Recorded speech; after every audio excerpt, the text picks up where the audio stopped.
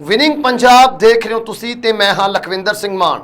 इस वेले दी वड्डी खबर पंजाब दे कैबिनेट दे नाल जुड़ी हुई सामने आ रही है। पंजाब दा कैबिनेट जिस दे विच की पिछले दिनी विस्तार किया गया सी अते 5 नवें मंत्री बनाए गए सी। उन्हां मंत्रियों दे विभाग अज वंड दिते गए ने, भाव कि उन्हां नूं नवीं जिम्मेवारियां सौंप दित्तियां गईयां ने। सो 5 बने मंत्रियों दे नाल ਤੁਹਾਨੂੰ सारी पूरी डिटेल दे विच दस देना कि आखिर किस किस मंत्री नूं किहड़े डिपार्टमेंट मिले ने।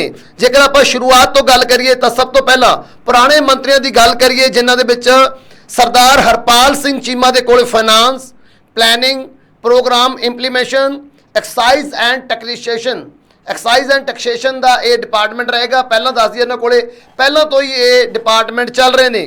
तो डॉक्टर बलजीत कौर की गल करिए तो उन्हां कोल social justice, empowerment and minorities, social security, women and child development. ते सरदार हरभजन सिंह उन्हां कोले public works, B&R, power. Sardar Lalchand ji की गल करिए, श्री लालचंद जी की गल करिए तो उन्हां कोल food and civil supplies and consumer affairs, नाल ही नाल फॉरेस्ट एंड वाइल्ड लाइफ के डिपार्टमेंट रहेंगे। श्री गुरमीत सिंह मीतहर उन्हां दे कोले governance reforms, printing and stationery, science and technology and environment, sports and youth services, higher education. So उन्होंने कोले ये डिपार्टमेंट बने रहेंगे। श्री कुलदीप सिंह धालीवाल साहब जिन्हों के कोले rural development, NRI affairs, agriculture and farmers welfare. So उन्होंने कोल डिपार्टमेंट रहेंगे।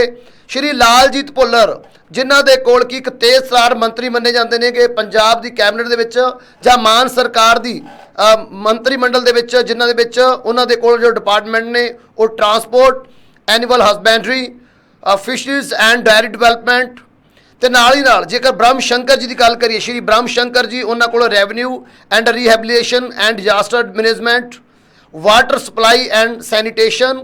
श्री हरजोत सिंह बैंस ये भी एक तेजसार मंत्री मन्ने जाते हैं। सो मान सरकार दे विच इन्हां कोले water resource, mines and geology, jails, school education इन्हां कोले बने रहणगे। जेकर हुण आपां नवें क्योंकि ये वो 9 मंत्री सी जिहड़े कि मान सरकार दी जदों पहली बार पोर्टफोलियो जारी होया सी, पहला मंत्रीमंडल बनिया सी, उस टाइम ये 9 मंत्री सी जिन्हों ने सौं चुकी थी। 10वां मंत्री जेकर गल करिए जिन्होंने सेहत विभाग दिता गया सी, विजय सिंगला जी, उन्होंने करप्शन के चार्ज के तहत क्योंकि उन्होंने अपने कामों के बदले दे विच कुछ परसेंट की मांग की सी। सो करप्शन के चार्ज लगाते हो उन्होंने जिथे कि उन्होंने बर्खास्त किया गया सी। अजे भी वो जेल की 4 दीवार के अंदर ने, अजे तक उन्होंने कोई राहत नहीं मिली। उन्होंने डिपार्टमेंट भी वापस लिया गया सी क्योंकि बर्खास्त कर दिते गए सी मंत्रिमंडल के विचों। वो डिपार्टमेंट सी जो कि मुख्यमंत्री के खेमे में चला गया सी, वो भी हुण दूसरे नवे बने मंत्रियों को जारी कर दिता गया। जेकर उन नवे बने मंत्रियों की गल करिए कि उन्होंने कोले किहड़े विभाग ने जिन्हां 5 मंत्रियों को कुछ दिन पहला जेकर गल करिए आप कुछ घंटे पहला ही सिर्फ सौं चुकवाई गई सी। नवे मंत्रिमंडल के शामिल होए सी नवे मंत्री, उन्होंने श्री अमन अरोड़ा जिन्होंने कि information and public relations, new and renewable energy resource, housing and urban development, housing and शहरी विकास मंत्री आप जिन्होंने पंजाबी च कह दें ये डिपार्टमेंट इन्होंने मिले है। तो डॉक्टर इंदरवीर सिंह निज्जर जिन्होंने कोई लोकल गवर्नमेंट एक बड़ा महत्वपूर्ण विभाग जो सौंपया गया, local government, parliamentary affairs, conservation of land and water, administrative reforms. ये वो डिपार्टमेंट ने जिहड़े कि डॉक्टर इंदरवीर निज्जर नूं सौंपे गए ने। ते नाल ही नाल जेकर श्री फौजा सिंह सरारी साहब की गल करिए तो उन्होंने freedom fighters, defence service welfare, food processing and horticulture, ये 4 विभाग ने जिहड़े सौंप दिते गए ने। नाल ही नाल सरदार चेतन सिंह जौड़ा माजरा जो कि समाणा तो आउंदे ने, समाणा तो विधायक चुने गए सी, पहली बार विधायक चुने गए सी अते मंत्रिमंडल दे विच वड्डी जिम्मेवारी उन्होंने हुण मिली है जिस दे विच कि उन्होंने हैल्थ एंड फैमिली वेलफेयर वो डिपार्टमेंट जिहड़ा कि विजय सिंगला की बर्खास्तगी तो बाद CM के कोटे दे विच CM के खाते दे विच चला गया सी क्योंकि विजय सिंगला जिहड़े कि सिद्धू मूसेवाला नूं हरा के पहली बार मानसा तो आम आदमी पार्टी के विधायक बने सी। ਉਹਨਾਂ ਨੂੰ ਵੱਡਾ ਰਿਵਾਰਡ ਦਿੱਤਾ ਗਿਆ ਸੀ, ਵੱਡਾ ਡਿਪਾਰਟਮੈਂਟ ਸਿਹਤ ਵਿਭਾਗ ਦਿੱਤਾ ਗਿਆ ਸੀ, ਲੇਕਿਨ ਕਮਿਸ਼ਨ ਦੇ ਚੱਕਰ ਦੇ ਵਿੱਚ ਉਹਨਾਂ ਨੂੰ ਵਾਰ ਦਾ ਰਸਤਾ ਦਿਖਾਇਆ ਗਿਆ, ਬਰਖਾਸਤ ਕੀਤਾ ਗਿਆ ਤੇ ਇਸ ਸਮੇਂ ਉਹ ਜੇਲ੍ਹ ਦੀ 4 ਦੀਵਾਰੀ ਦੇ ਅੰਦਰ ਕੈਦ ਨੇ। ਸੋ ਉਹਨਾਂ ਦਾ ਡਿਪਾਰਟਮੈਂਟ ਸੀ ਜੋ ਹੁਣ ਉਹ ਸ਼੍ਰੀ ਚੇਤਨ ਸਿੰਘ ਜੌੜਾ ਮਾਜਰਾ ਨੂੰ ਸੌਂਪ ਦਿੱਤਾ ਗਿਆ, ਜਿਨ੍ਹਾਂ ਨੂੰ ਕਿ health and family welfare, medical education and research ਤੇ ਇਲੈਕਸ਼ਨਸ, ਸੋ ਇਹ 3 ਜਿਹੜੇ ਡਿਪਾਰਟਮੈਂਟ ਨੇ ਸੌਂਪੇ ਗਏ ਨੇ। ਸੋ ਜੇ ਉੱਥੇ ਗੱਲ ਕਰੀਏ ਮਿਸਿਸ ਅਨਮੋਲ ਗਗਨ ਮਾਨ ਜਿਹੜੇ ਕਿ ਕਲਾਕਾਰ ਭਾਈਚਾਰੇ ਚੋਂ ਆਉਂਦੇ ਨੇ ਤੇ ਭਗਵੰਤ ਮਾਨ ਦੇ ਬੜੇ ਕਰੀਬੀ ਮੰਨੇ ਜਾਂਦੇ ਨੇ, ਕਿਉਂਕਿ ਉਹਨਾਂ ਦੇ ਗੱਲ ਕਰੀਏ ਜੇਕਰ ਉਹਨਾਂ ਦੇ ਪਹਿਲਾਂ ਦੇ ਜੋ ਕੰਮ ਸੀਗੇ ਉਹਨਾਂ ਦੇ ਨਾਲ ਜੁੜੇ ਹੋਏ ਸੀਗੇ, ਭਾਵ ਕਿ ਉਹ ਵੀ ਸੱਭਿਆਚਾਰਕ ਸਟੇਜਾਂ ਦੇ ਉੱਪਰ ਭਗਵੰਤ ਮਾਨ ਜੀ ਦਾ ਵੀ ਸਾਥ ਦਿੰਦੇ ਰਹੇ ਨੇ ਤੇ ਉਹਨਾਂ ਦੇ ਬੜੇ ਨਜ਼ਦੀਕ ਮੰਨੇ ਗਏ ਸੀ। ਉਹਨਾਂ ਨੂੰ ਹੁਣ tourism and culture affairs, investment promotions, labour ਤੇ ਰਿਮੂਵਲ ਆਫ ਗ੍ਰੀਵੈਂਸ, ਇਹ ਜੋ ਡਿਪਾਰਟਮੈਂਟ ਨੇ 4 ਡਿਪਾਰਟਮੈਂਟ ਸੌਂਪ ਦਿੱਤੇ ਗਏ ਨੇ। ਸੋ ਇਸ ਵੇਲੇ ਦੀ ਵੱਡੀ ਤੇ ਅਹਿਮ ਖਬਰ, ਜਦੋਂ ਕਿ ਵਿਸਥਾਰ ਹੋਇਆ ਸੀ ਮਾਨ ਸਰਕਾਰ ਦੇ ਮੰਤਰੀ ਮੰਡਲ ਦੇ ਵਿੱਚ, ਕਿਉਂਕਿ ਪਹਿਲਾਂ 10 ਮੰਤਰੀਆਂ ਦੇ ਵੱਲੋਂ ਸਹੁੰ ਚੁੱਕੀ ਗਈ ਸੀ, ਜਿਨ੍ਹਾਂ ਦੇ ਵਿੱਚ ਇੱਕ ਕਰਪਸ਼ਨ ਦੇ ਚਾਰਜ ਦੇ ਵਿੱਚ ਜੇਲ੍ਹ ਦੇ ਵਿੱਚ ਬੰਦ ਕਰ ਦਿੱਤੇ ਗਏ ਨੇ। ਸੋ ਅਜੇ ਤੱਕ ਉਹਨਾਂ ਨੂੰ ਕੋਈ ਰਾਹਤ ਨਹੀਂ ਮਿਲੀ, ਬਰਖਾਸਤ ਕਰ ਦਿੱਤੇ ਗਏ ਸੀ ਸਿਹਤ ਮੰਤਰੀ ਵਿਜੇ ਸਿੰਗਲਾ। ਉਸ ਤੋਂ ਬਾਅਦ 9 ਮੰਤਰੀ ਸੀ ਜਿਨ੍ਹਾਂ ਦੇ ਸਹਾਰੇ ਦੇ ਉੱਪਰ ਸਰਕਾਰ ਚੱਲ ਰਹੀ ਸੀ, ਲੇਕਿਨ 5 ਨਵੇਂ ਵਿਧਾਇਕਾਂ ਨੂੰ ਮੰਤਰੀ ਮੰਡਲ ਦੇ ਵਿੱਚ ਸ਼ਾਮਿਲ ਕੀਤਾ ਗਿਆ ਸੀ।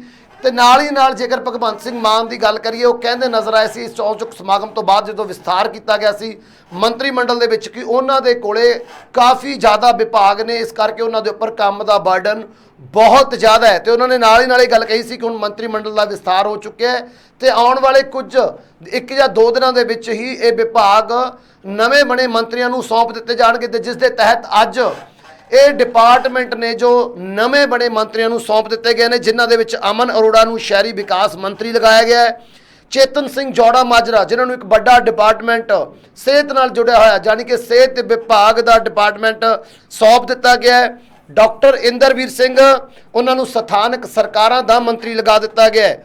ਸੋ ਨਾਲ ਹੀ ਨਾਲ ਜੇਕਰ ਗੱਲ ਕਰੀਏ ਸੈਰ ਸਪਾਟਾ ਵਿਭਾਗ ਦੀ, ਤਾਂ ਇਹ ਅਨਮੋਲ ਗਗਨ ਮਾਨ ਦੇ ਹਿੱਸੇ ਦੇ ਵਿੱਚ ਆਇਆ ਹੈ। ਸੋ ਨਾਲ ਹੀ ਨਾਲ ਫੌਜਾ ਸਿੰਘ ਸਰਾਰੀ ਦੀ ਗੱਲ ਕਰੀਏ ਤਾਂ ਉਹਨਾਂ ਨੂੰ freedom fighter, defence services welfare ਤੇ ਨਾਲ ਹੀ ਨਾਲ ਫੂਡ ਪ੍ਰੋਸੈਸਿੰਗ ਮੰਤਰੀ ਵੀ ਲਗਾ ਦਿੱਤਾ ਗਿਆ। ਸੋ ਇਹ 5 ਉਹ ਨਵੇਂ ਮੰਤਰੀ ਸੀ ਜਿਨ੍ਹਾਂ ਨੂੰ ਕਿ ਮੰਤਰੀ ਮੰਡਲ ਦੇ ਵਿਸਥਾਰ ਦੇ ਵਿੱਚ ਜਗ੍ਹਾ ਦਿੱਤੀ ਗਈ ਸੀ ਤੇ ਇਹਨਾਂ ਨੂੰ ਹੁਣ ਵਿਭਾਗ ਸੌਂਪ ਦਿੱਤੇ ਗਏ ਨੇ ਤਾਂ ਜੋ ਪੰਜਾਬ ਸਰਕਾਰ ਆਪਣੇ ਕੰਮਾਂ ਨੂੰ ਸਹੀ ਤਰੀਕੇ ਦੇ ਨਾਲ ਕਰਦੀ ਰਹੇ ਅਤੇ ਜੋ ਡਿਪਾਰਟਮੈਂਟਾਂ ਦੇ ਵਿੱਚ ਕਮੀਆਂ ਨੇ ਉਹ ਇਹ ਮੰਤਰੀ ਜਲਦੀ ਤੋਂ ਜਲਦੀ ਉਹਨਾਂ ਕਮੀਆਂ ਨੂੰ ਦੂਰ ਕਰਕੇ ਪੰਜਾਬ ਦੇ ਲੋਕਾਂ ਨੂੰ ਵੱਧ ਤੋਂ ਵੱਧ ਸਹੀ ਤਰੀਕੇ ਦੇ ਨਾਲ ਪ੍ਰਸ਼ਾਸਨ ਮੁਹੱਈਆ ਕਰਵਾ ਸਕਣ। ਤੇ ਨਾਲ ਹੀ ਨਾਲ ਦੱਸ ਦਈਏ ਕਿ ਉਹਨਾਂ ਚਰਚਾਵਾਂ ਦੇ ਉੱਪਰ ਵੀ ਵਿਰਾਮ ਚਿੰਨ੍ਹ ਲੱਗਦਾ ਹੋਇਆ ਨਜ਼ਰ ਆਇਆ ਹੈ। ਜਿਹੜੀਆਂ ਚਰਚਾਵਾਂ ਇਹ ਸੀ ਕਿ ਆਉਣ ਵਾਲੇ ਕੁਝ ਦਿਨਾਂ ਦੇ ਵਿੱਚ ਖਾਸ ਤੌਰ ਤੇ ਜਦੋਂ ਮੰਤਰੀ ਮੰਡਲ ਦਾ ਵਿਸਥਾਰ ਹੋਏਗਾ ਤਾਂ 1-2 ਮੰਤਰੀਆਂ ਦੀ ਛੁੱਟੀ ਵੀ ਹੋ ਸਕਦੀ ਹੈ। ਸੋ ਲੇਕਿਨ ਅੱਜ ਕਿਸੇ ਵੀ ਮੰਤਰੀ ਦੀ ਛੁੱਟੀ ਨਹੀਂ ਹੋਈ ਤੇ ਨਾਲ ਹੀ ਨਾਲ ਉਹ ਚਰਚਾਵਾਂ ਦਾ ਵੀ ਅੰਤ ਹੋ ਗਿਆ, ਜਿਸ ਦੇ ਵਿੱਚ ਇਹ ਗੱਲ ਕਹੀ ਗਈ ਸੀ ਕਿ ਕਿਸੇ ਨਾ ਕਿਸੇ ਮੰਤਰੀ,